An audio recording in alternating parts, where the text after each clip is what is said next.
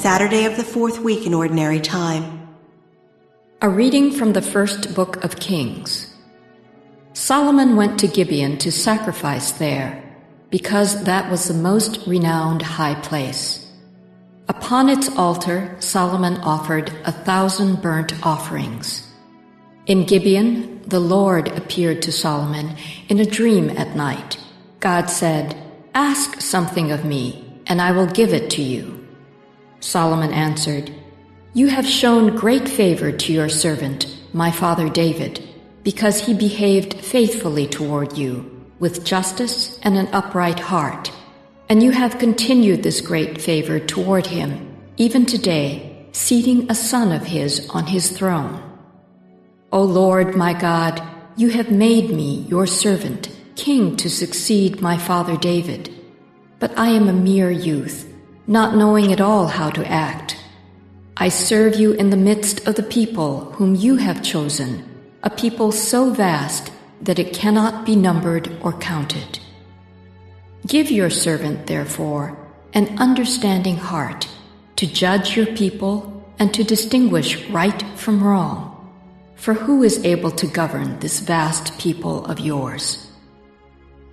The Lord was pleased that Solomon made this request. So God said to him, "Because you have asked for this, not for a long life for yourself, nor for riches, nor for the life of your enemies, but for understanding so that you may know what is right, I do as you requested. I give you a heart so wise and understanding that there has never been anyone like you up to now, and after you there will come no one to equal you. In addition, I give you what you have not asked for, such riches and glory that among kings there is not your like." The word of the Lord. The responsorial psalm. The response is, "Lord, teach me your statutes." How shall a young man be faultless in his way? By keeping to your words. Lord, teach me your statutes. With all my heart I seek you. Let me not stray from your commands. Lord, teach me your statutes. Within my heart I treasure your promise, that I may not sin against you. Lord, teach me your statutes. Blessed are you, O Lord, teach me your statutes. Lord, teach me your statutes. With my lips I declare all the ordinances of your mouth. Lord, teach me your statutes. In the way of your decrees I rejoice, as much as in all riches. Lord, teach me your statutes. A reading from the Holy Gospel according to Mark. The apostles gathered together with Jesus and reported all that they had done and taught. He said to them, "Come away by yourselves to a deserted place and rest a while." People were coming and going in great numbers, and they had no opportunity even to eat. So they went off in the boat by themselves to a deserted place.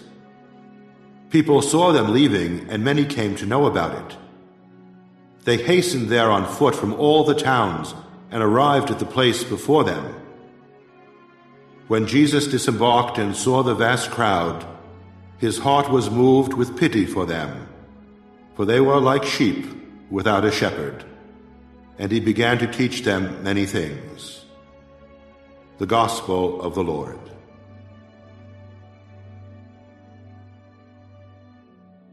The first reading comes from the first book of Kings, chapter 3, verses 4 to 13.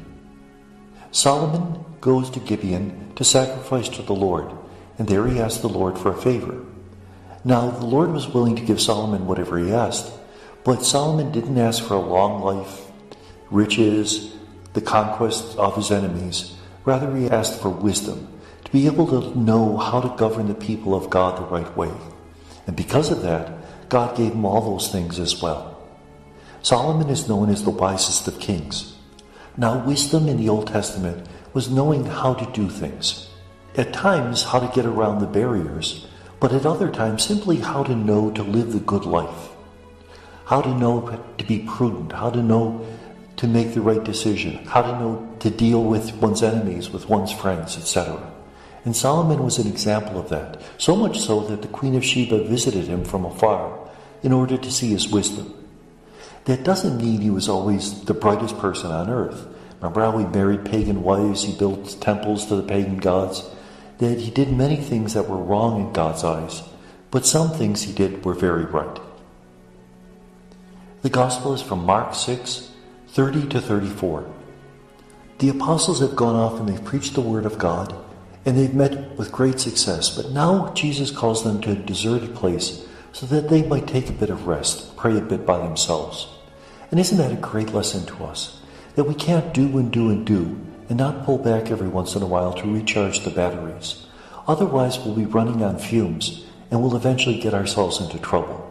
It's very important to take a time of rest, a time of prayer, a time where we ask ourselves, what is this all about? And even though Jesus tries to give this time to the disciples, they're surrounded by a crowd because the people are like sheep without a shepherd.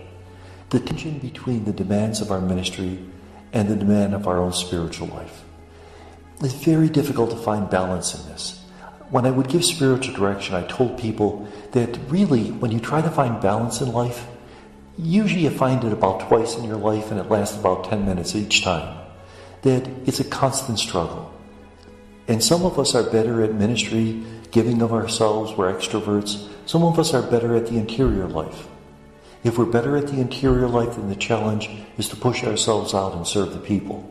If we're better at the external life, then the challenge is to take some time and pray.